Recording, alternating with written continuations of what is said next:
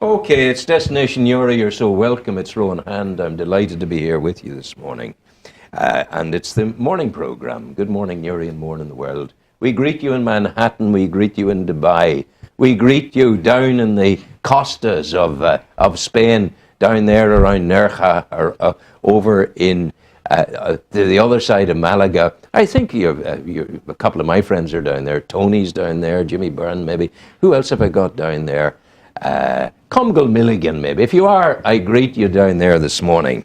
We're talking all over the world. Isn't it great? So your message is going out all over the world. Edel, Fearon, a local girl, and Stephen Thompson from the Motor Neuron Association of the United Kingdom, the Northern Ireland branch.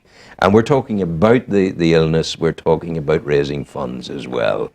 So you're a volunteer, Stephen, with the organisation. That's correct, yes. Why are you a volunteer with them? Well, I got involved after my wife passed away with motor neuron disease.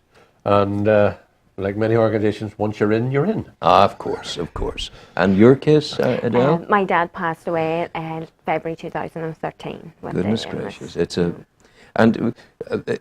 It's always said to be a dreadful condition. All of these conditions are dreadful, of course they are. But when did you, Stephen, first realise that your dear lady's health was starting to go down? My wife passed away 17 years ago, so it was possibly a year and a half prior to that.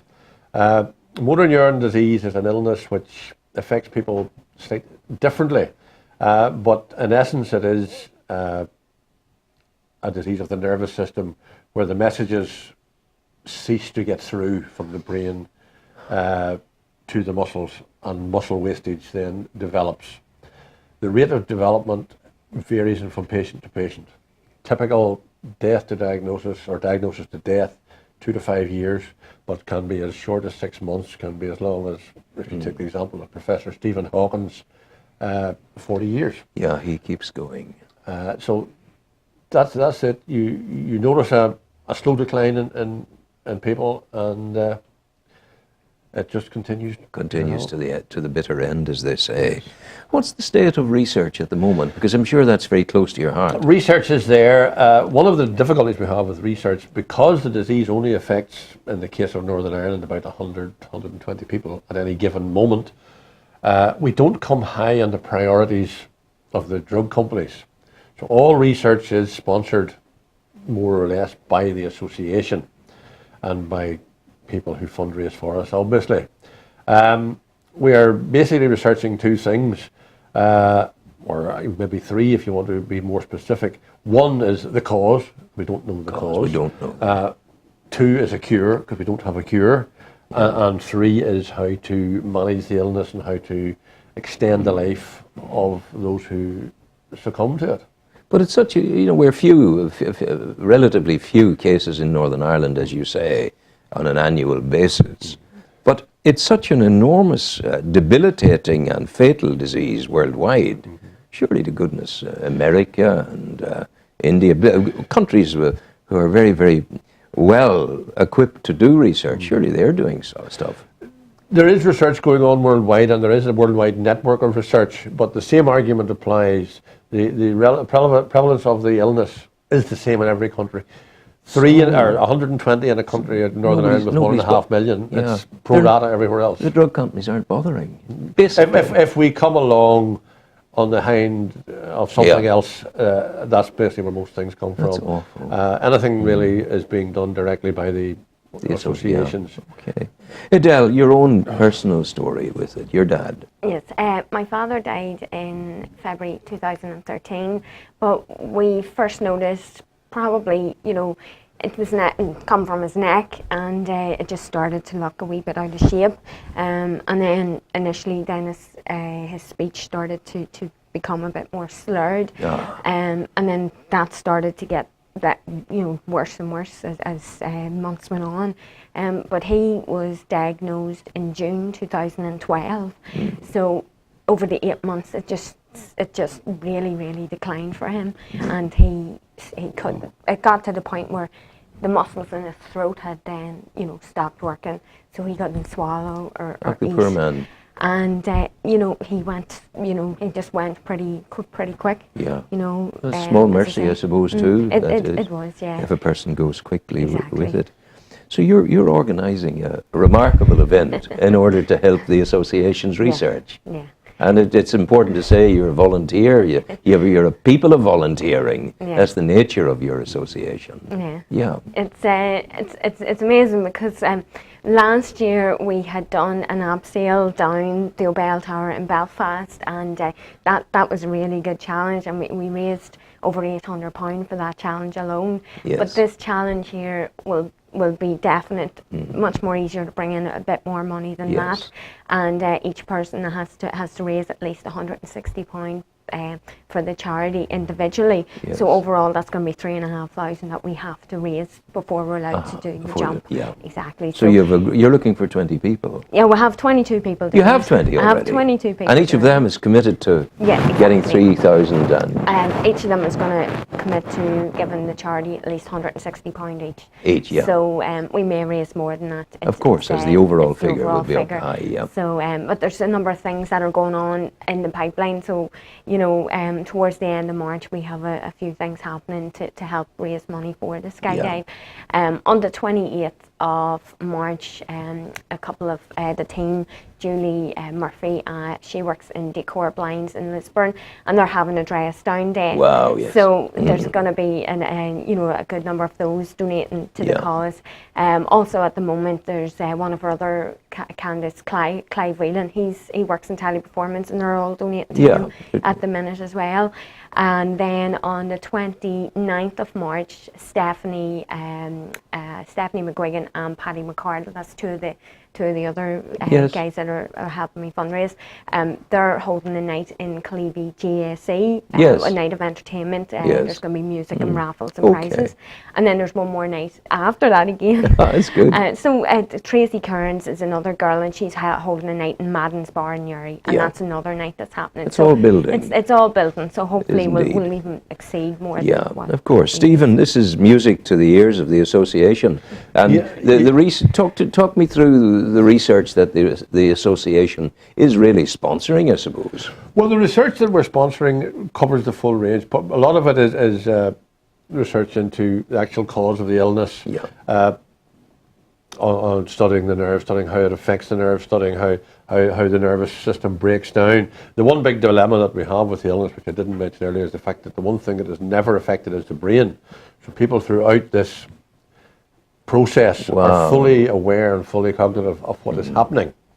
Most important, there is a little bit of research that the Northern Ireland branch is specifically sponsoring, which is being done in the Royal in Belfast, which is involved in respiratory care and respiratory maintenance. Yes. Particularly for people like Edel's father, who had a breathing problem, swallowing. Yes. So we have a project running there, which is being fully funded by the Northern Ireland branch by money raised in Northern Ireland, and that will be of worldwide reference when it's completed. Is that an expensive project? That's not a particularly expensive project. It involves one full-time nurse doing research projects and assessments. But the joy is in the focus. It's small and you're focused on doing it. The cure could be many years away. The cure is many years away, but the day-to-day care and the prolonging of life and the patient comfort is today. It's priority. It's number one,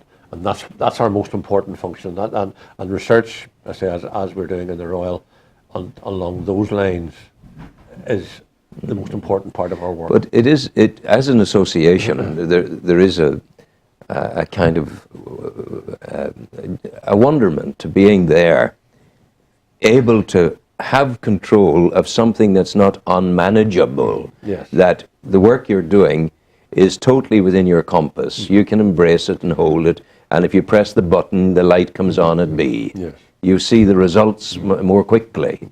Well, that's true. I mean, obviously, we work very closely with the statutory authorities. They are the prime carers in this, and everything that we do is to aid them. And I will say this, and it's contrary to a lot of the things that's in the papers at the moment, the care and support that MND patients get from the health service in Northern Ireland is tremendous. Ah, yes. Yeah. Well, that's wonderful. Ultimately, the care that you really want them to have is for the government to start funding the research. at Westminster would say, look, the drug companies aren't stepping up to the mark, so we, the government, will. Well, in fairness, in the past, the government have come up with some money to assist us.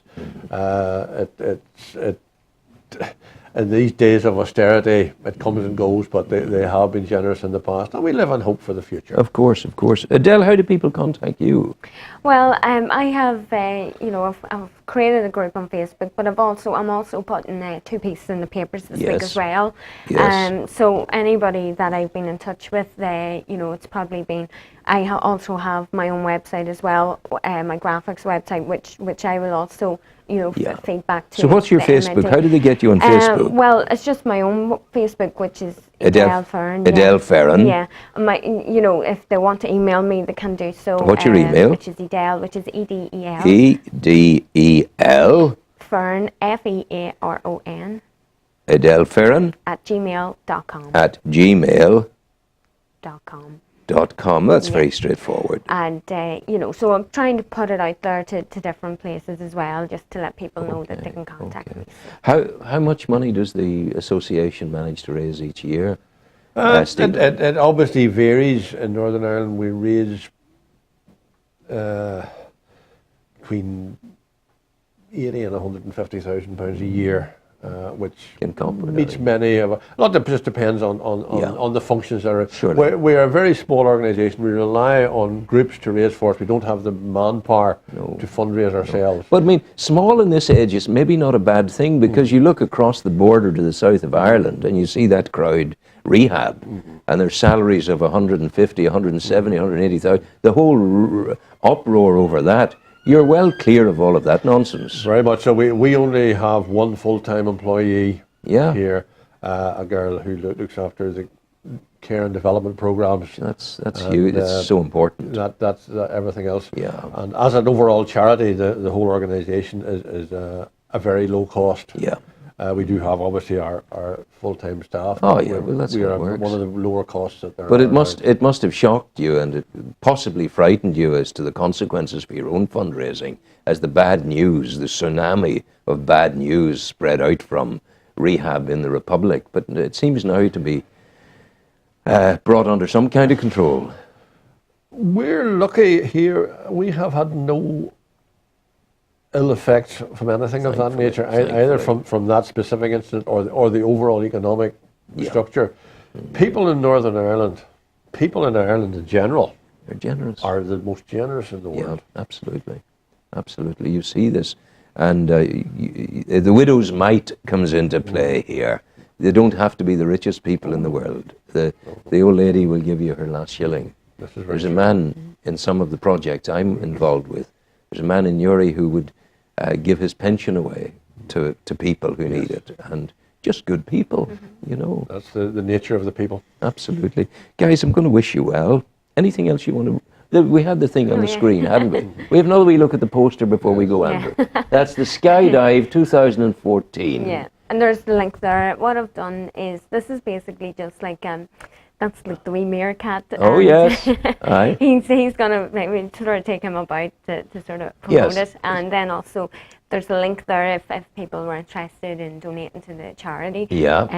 It's justgiving.com/MND-AEI. Yeah. Or else we have had people donating checks and cash to us as well. So it'll all go back to.